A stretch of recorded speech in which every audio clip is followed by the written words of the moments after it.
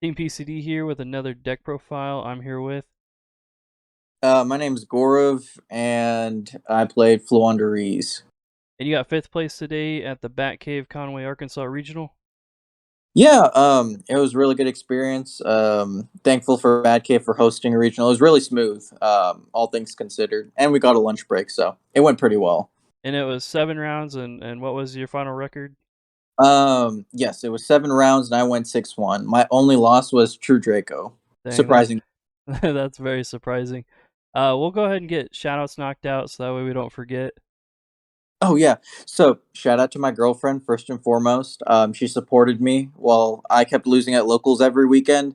Um, Shout out to God because my gosh, I had to drive at 7 a.m. after partying all night. So really grateful I actually made it to Batcave. Yeah, you're like Um, falling asleep during the regional. I really shout out to Alfredo. Most of these cards that you're looking at on the deck list are literally all of his. I own very few. Like I own the extravagances and like the prosperities. That's about it. Everything else is all what he gave me. Oh, that's Um, I cool. was yeah, I was gonna play Splite. And last minute, I just didn't feel comfortable with the deck because I didn't know all the intricacies. So I just picked like a smooth brain deck. So it worked That makes really sense. Not having to think too hard, just set up your little exact. combo and pass. It worked perfectly for the regional. Anybody else? No, those are all the shoutouts. Okay, let's go ahead and get into your deck profile. Yeah, so for the small birds, I just played 3 Eaglin, 3 Rubina. I think this is pretty self-explanatory. Mm-hmm. Eaglin searches the big birds, Rubina searches the bear statue the majority of the time. And then the one Toucan, Toucan's really important now because you have to dodge Imperm Veiler so much that just banishing like the random cards that you get, like for example, if you banish Eaglin, recurring Eaglin back, or banishing Impen, recurring it back. And Stree is also really important because you banish Ronin Totem on Mm-hmm. their turn.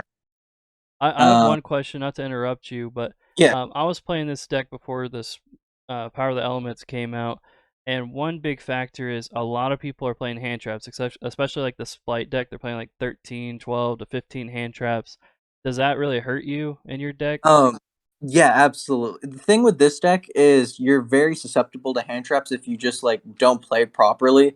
The way like you play the deck now, in my opinion, is you check for hand traps. So, for example, if you open up Shifter, you Shifter in the standby phase, so you automatically know you're not going to get drolled and you're not going to get Veilered. Hmm. Then all And you can you really also dodge the Ghost Ogre because they can't activate that either. yeah, then you dodge Ghost Ogre for maps. So really, all you're looking out for now is like Ash and Imperm, and a Hmm. lot of the times they'll Imperm Rabina as soon as you summon it, or Eaglin if Hmm. they've played it before. Those are the only 2 points of interaction. As long as you play it properly, to where like unless you're only going first play is just normal Rabina and you get Ashed, you get Ashed. You can play around Ash really well with the map or with the. I mean, you can't really play around Ash with Advent, but at least like you get like recurability with maps. So Hmm. it's just about playing your cards right. I always save my pots unless it's like extravagance until I've done all the other combos, so that way I can just search for what I need at the end using like 6 cards. So, That makes um, sense. And then the I only see you're playing two barrier.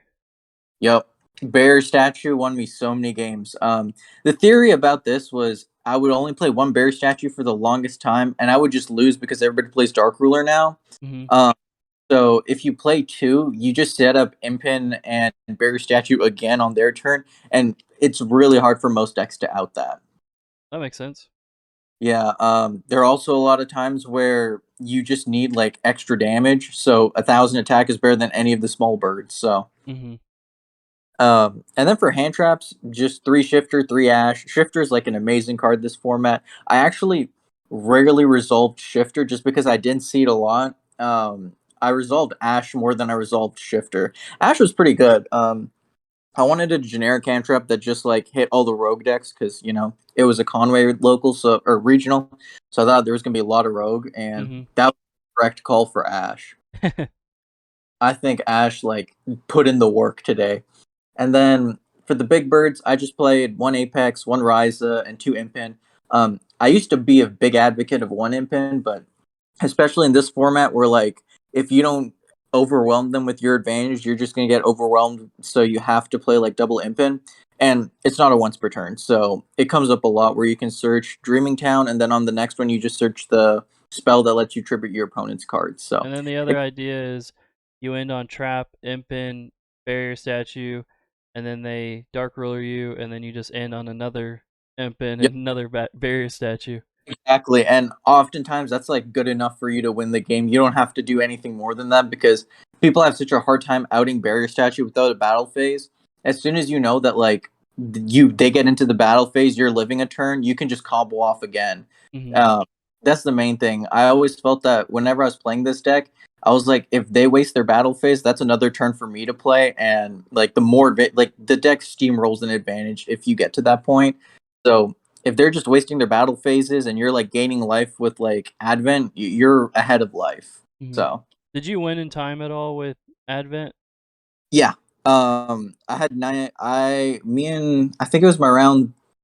I actually don't remember which round it was, but it was against Madolche, and like I have no idea what these Madolche cards are doing, and I just kept trying to survive with Barrier Statue for as long as I could, Hmm. and I used Advent like 3 or 4 times just to keep myself alive, and I just kept looping it with Toucan. Oh yeah, that's broken. It looks like Yeah, for your spells and traps for Floowandereeze cards, it's really standard. yep. I just played 3 map, 3 Advent. The one wins. I think all of that's standard. Hmm. Um, the spicy card I played, well, not really spicy, but I think it's like a good card to play now, is like Ultimate Slayer. I was just testing it out to see if it was good, and it overperformed in my opinion against tier elements, just because. You can send the Intis. Yep, and it's not a once per turn. So what ended up happening was I drew one going second, and then I drew another one for turn, and just send double Entis off of it and pop like 4 cards, and you get so much value off of it. Hmm. Yeah, those cards are really good. The only issue is that like Shifter conflicts with Ultimate Slayer, so you have to pick and choose which one you want to resolve. Like if you draw, there was a game where I drew both, so you just have to like choose what's more worth it, whether to bounce a monster or to Shifter. And most of the time, Shifter is way better. Yeah, that makes sense.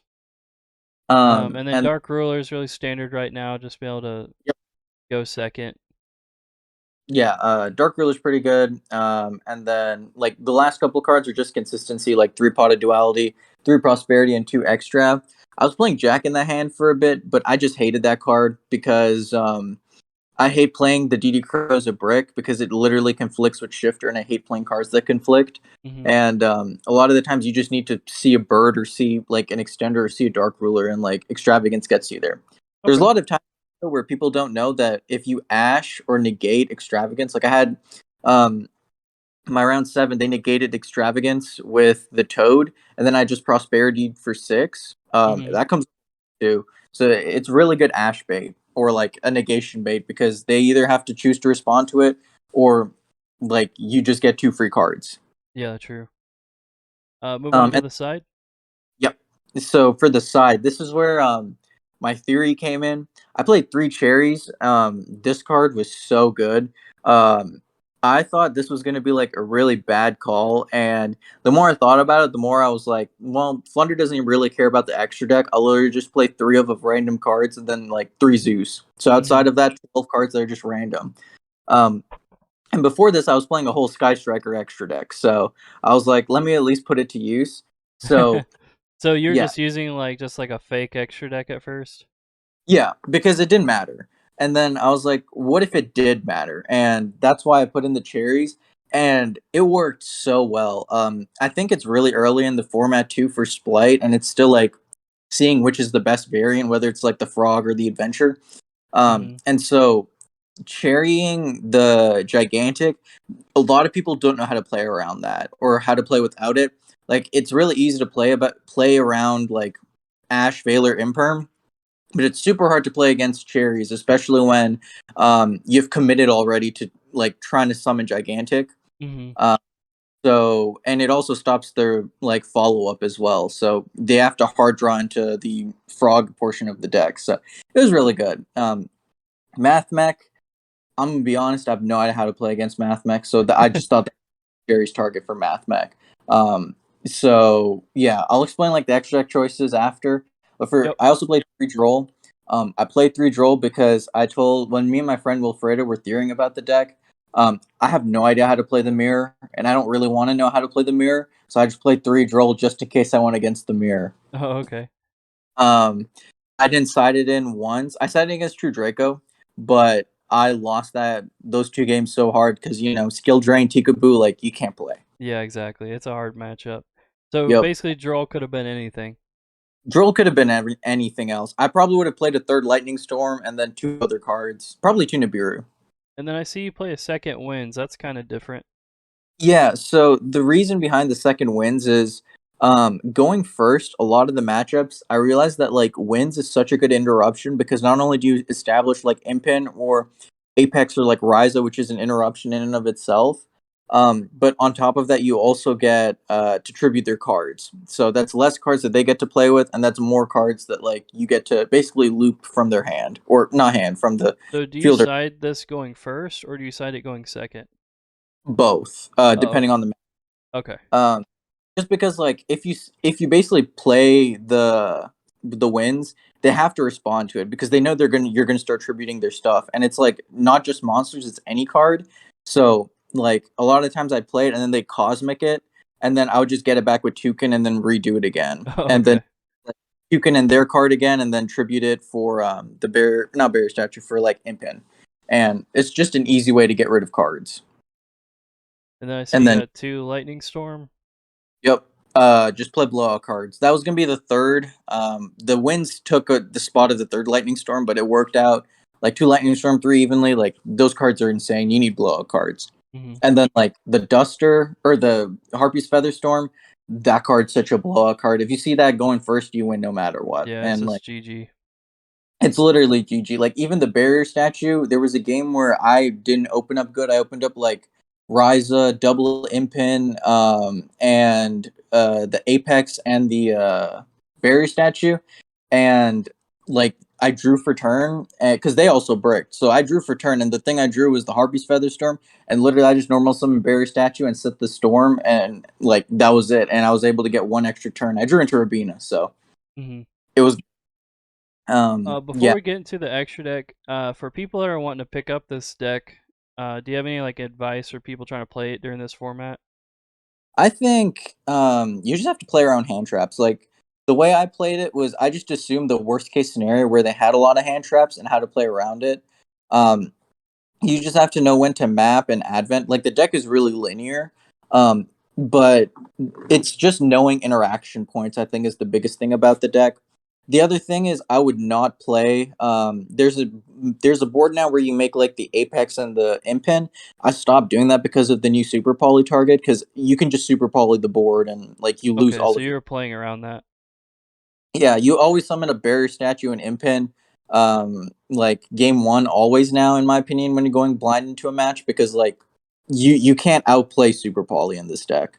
Hmm. So other than that, I'd say it's a really good deck. Super cheap. You don't even have to play Prosperity, though I would highly recommend Prosperity because digging six insane in this deck. You can Yeah. play 3 draft because that's what I did for the longest time, and it works out just as well. But like the value you see with digging six is just unmatched in this deck because you don't care about the extra deck. Hmm. And then we can go ahead and go into the extra deck that doesn't matter. Yep. Pretty much. These are literally all my cherry targets. So like the gigantic, the math mech. I picked that one because that's the best math mech to hit, in my opinion. Just because it prevents them from getting the Omni Negate on board really quickly. Hmm. And that's also Archer. And then the 3 Zeus targets. Funny enough, I actually cherried my opponent's Zeus because they wanted to downer, and I Oh had wow. an uh, I literally just had cherries and I couldn't do anything with it because I didn't have any other targets. So I just cherried because I used extrav that turn. So it hit my gigantic. So I hit the Zeus and they weren't able to Zeus me. They just sat on a downer. Oh, well, that's good. And then I play Chi because at locals, there's a kid named Andrew and he beats me so bad with Sword Soul, so I want to at least respect it. I literally just picked that target because it prevents blackout and like it doesn't care about the chain negation, so I just thought it was the best way. Kid Kalos, that comes up because you prevent them from overwhelming you with advantage, especially searching cards in the trap. And milling 5 is insane. Hmm. Um, Lubellion, just in case you go against Branded, it's an auto win. ABC Buster Dragon. Wiley has beaten me so bad with this deck, I fear it. So I literally just wanted to play his Cherish Target just in case somebody was playing Therion. Uh, ABC still for some reason, and it worked out. It didn't do anything, but it worked out. Um, Two Entis, I would play the Adagnister card instead of one of the Entis, so that's just something to consider as a potential option. So just in case you still have Synchros. Mhm. Um, the Marinsis card, Marinsis is like a really hard deck for this deck to beat because they have so many hand traps. Plus, like the unaffected monster is such a huge body, so just getting rid of that is really easy.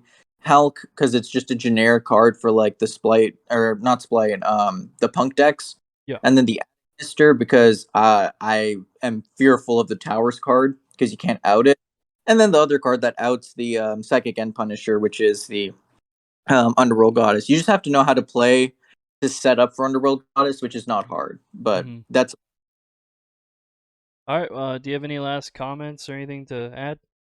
yeah, the regional was super good. Really glad to see everybody, hanging out with friends.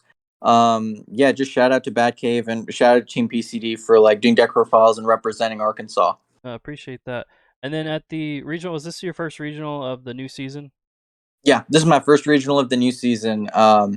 I went to nationals and that was about it. But I've been super busy, and I was like, you know what? Let's start at the regional. Like, just go to this one because it's local. I did really well with this deck, so I think like if you pick it up and like you just know how to do Bearer Statue Impant, you should be able to do really well with the deck. Awesome. All right. Well, I appreciate having you on the channel, and hopefully we can get some new deck profiles from you in the future. Yeah, appreciate it.